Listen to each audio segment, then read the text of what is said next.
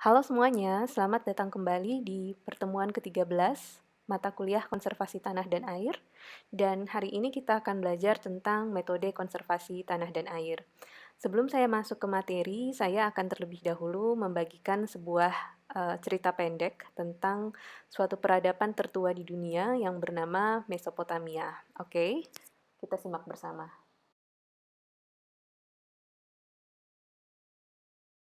Pernahkah kalian mendengar cerita tentang Sungai Efrat dan Tigris? Saya yakin hampir semua kita pernah mendengar dan membaca. Dua sungai ini disebutkan dalam kitab suci baik umat Yahudi, Kristiani, maupun Muslim. Yang saya ingin ceritakan di sini adalah salah satu kerajaan bernama Mesopotamia yang terletak di antara kedua sungai ini dan merupakan peradaban manusia modern yang tertua.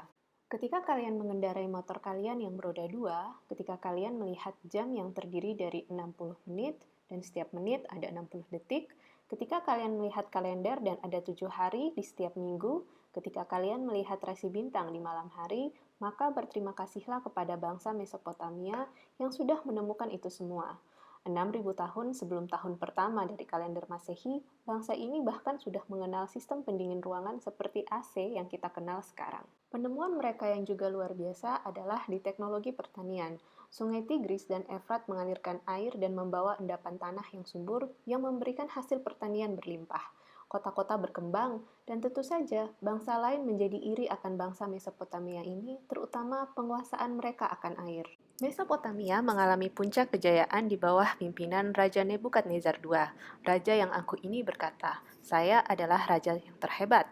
Saya melakukan hal paling hebat dibandingkan semua raja terdahulu. Saya membangun benteng seperti gunung yang tidak bisa dipindahkan, membangun kanal saluran air yang membawa air ke sudut kota yang terjauh, mengeraskan jalanan Babylon dengan bebatuan dari gunung, membangun istana dan kuil yang megah, pohon-pohon besar yang saya tebang di Gunung Libanon dan melapisinya dengan emas dan permata." Nebukadnezar dan Mesopotamia menjadi sangat angkuh, biarpun ada peringatan dari Nabi bangsa Israel bahwa Mesopotamia suatu saat akan jadi tanah yang ditinggalkan, kering dan tandus.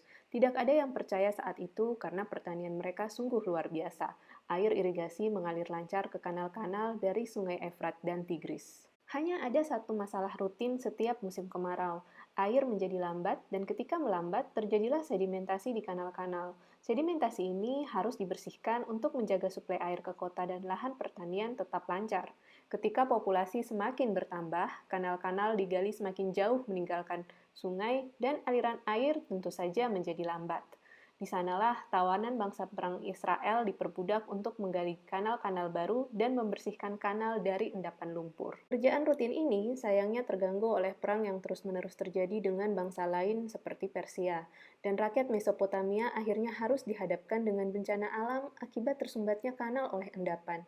Penyumbatan ini bahkan membunuh lebih banyak orang dibandingkan pembantaian massal oleh invasi perang.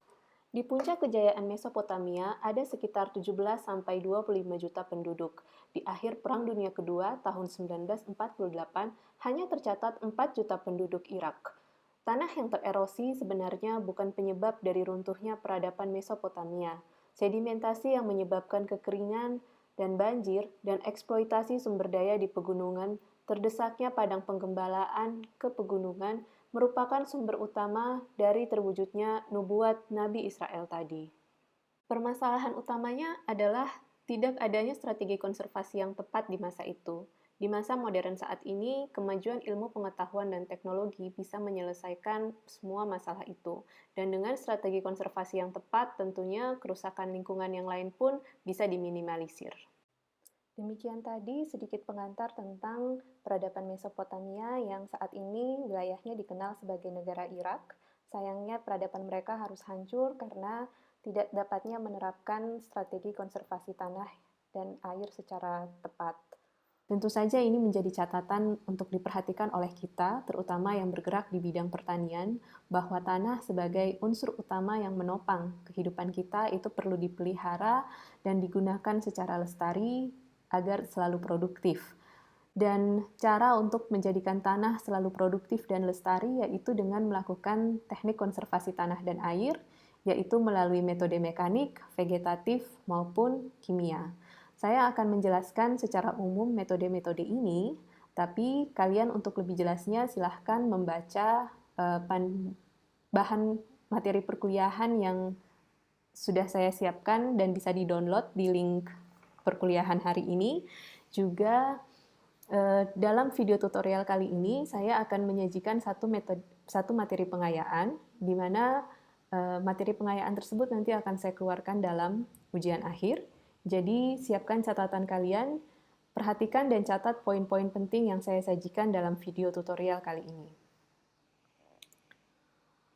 Saya akan lanjut menjelaskan pertama metode vegetatif. Jadi ini merupakan metode yang dianggap paling mudah dan murah dan dilakukan dengan menggunakan tanaman atau bagian-bagian sisa-sisa tanaman. Dan tujuannya adalah untuk melindungi tanah dari daya perusak butiran hujan maupun aliran permukaan, serta meningkatkan kapasitas infiltrasi tanah. Beberapa contoh kegiatan dari metode vegetatif antara lain reboisasi, kemudian ada penanaman rumput, misalkan dengan menggunakan rumput vetiver yang dipercaya memiliki perakaran yang cukup dalam dan kuat sehingga bisa meningkatkan agregasi dan struktur tanah. Kemudian juga ada tanaman penutup tanah yang bisa melindungi tanah dari hantaman air hujan secara langsung dan juga bisa memperlambat aliran permukaan. Kemudian ada strip cropping, yaitu penanaman tanaman dalam lajur-lajur tertentu yang memotong kemiringan lereng selain tanaman pokok utama yang dibudidayakan. Metode atau contoh kegiatan berikutnya adalah dengan menggunakan pergiliran lahan, yaitu menanam tanaman yang berpotensi menjadi pupuk hijau setelah tanaman pokok utama dipanen.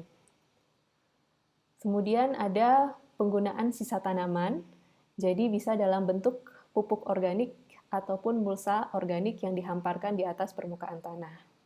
Selanjutnya ada penanaman saluran pembuangan dengan rumput, jadi tujuannya adalah untuk menghambat aliran air masuk ke dalam saluran pembuangan dan juga untuk menyaring sedimen yang terlarut bersama air yang sejatinya akan dibuang lewat saluran pembuangan tersebut.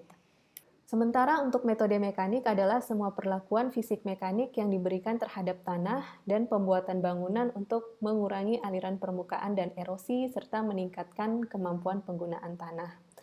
Beberapa cara yang bisa dilakukan yaitu dengan membuat teras gulut dan juga teras bangku. Perhatikan perbedaan antara teras gulut dan teras bangku yang saya berikan dalam dua gambar ini.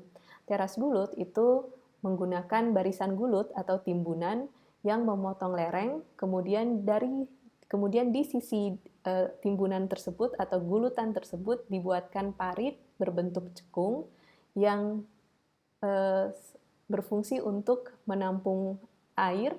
Selanjutnya juga ada tanaman permukaan yang ditanam di atas guludan. Dan sementara teras bangku itu dibuat dengan memotong lereng searah kemiringan dan ini membutuhkan tanah dengan solum yang dalam. Metode berikutnya dari metode mekanik adalah pembuatan rorak atau parit buntu. Kemudian ada pembuatan embung, yaitu menampung aliran air di suatu bangunan yang dibuat berbentuk cekung. Kemudian juga ada dam parit. Jadi bedanya dengan embung adalah dam parit ini menahan laju aliran air yang akan dikeluarkan ke saluran pembuangan untuk kemudian ditampung dalam suatu wadah. Jadi ada proses penahanan terlebih dahulu sebelum ditampung. Selanjutnya ada penggunaan mulsa. Jadi jika mulsanya bukan merupakan mulsa organik, maka penggunaan mulsa dianggap sebagai metode mekanik. Contohnya di sini adalah MPHP atau mulsa plastik hitam perak. Nah, selanjutnya siapkan catatan kalian. Ini adalah materi pengayaan yang saya maksudkan. Jadi umumnya kalian mengenal mulsa itu, dalam hal ini mulsa organik, itu disebarkan secara merata di atas permukaan tanah.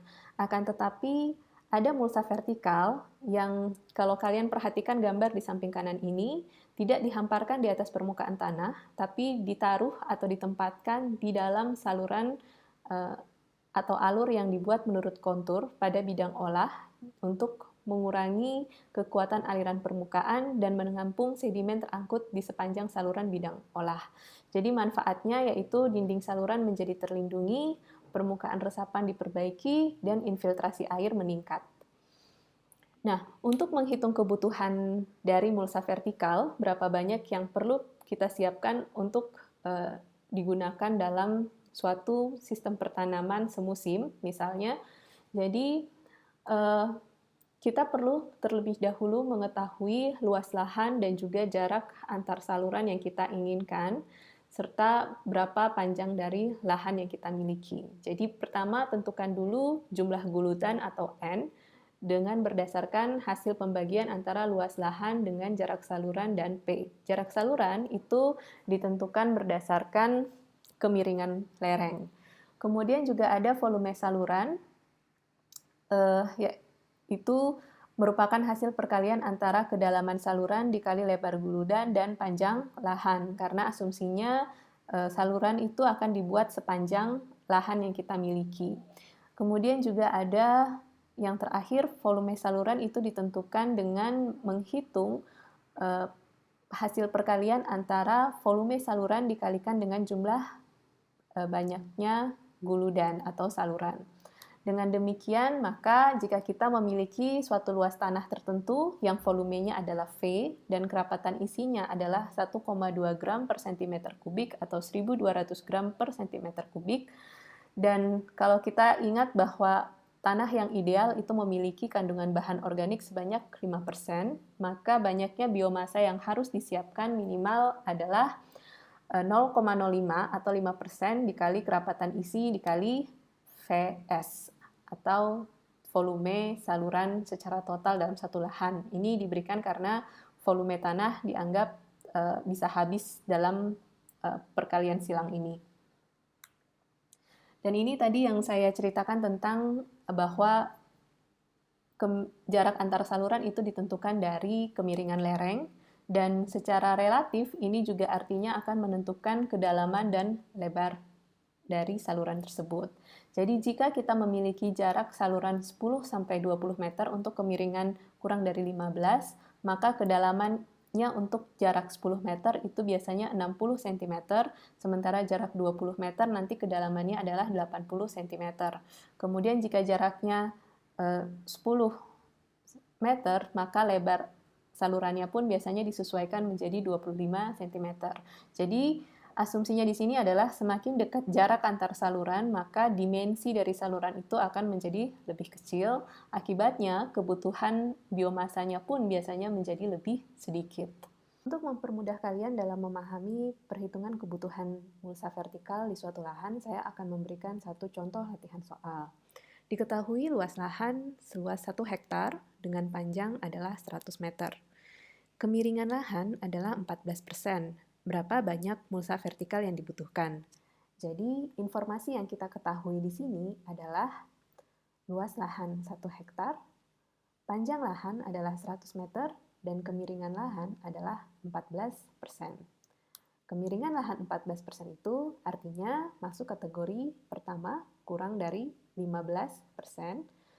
Jadi saya akan menggunakan jarak salah satu di antara keduanya, dan jika saya menggunakan 10, saya harus menggunakan kedalaman 60 cm dan lebar 25 cm.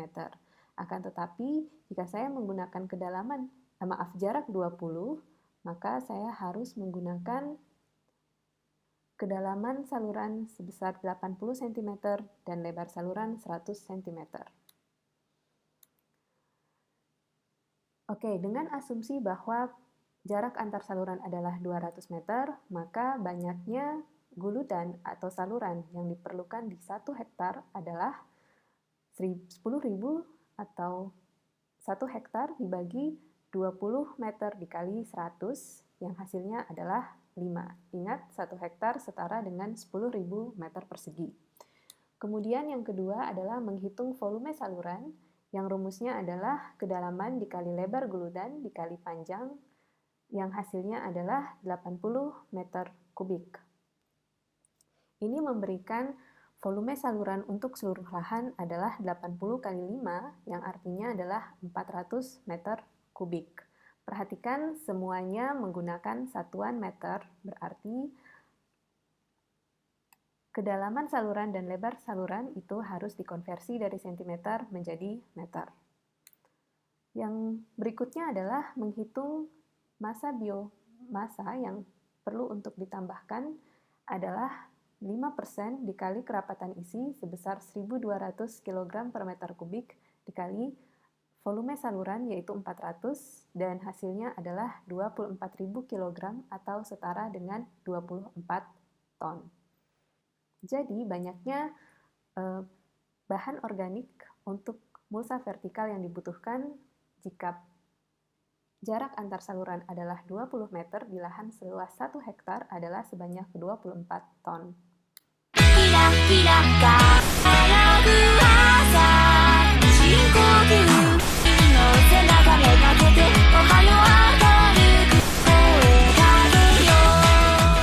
Oke, seperti biasa kita akan melakukan kuis evaluasi.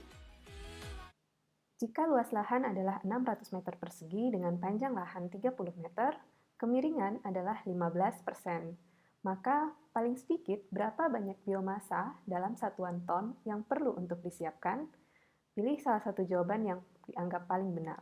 A, B, C, atau D di lembar evaluasi.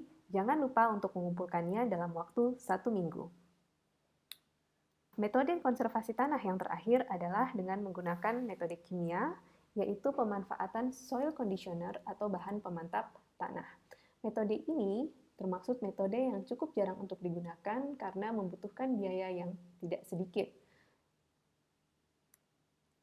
Oke, demikian perkuliahan kita dan jangan lupa untuk mengisi lembar evaluasi. Ini merupakan pertemuan ke-13, berarti minggu depan adalah pertemuan terakhir. Saya akan mengumumkan tempat di mana kalian bisa mengupload laporan terakhir kalian dan juga keputusan mengenai bagaimana ujian akhir nanti akan dilakukan. Oke, terima kasih. Sampai berjumpa di waktu yang akan datang.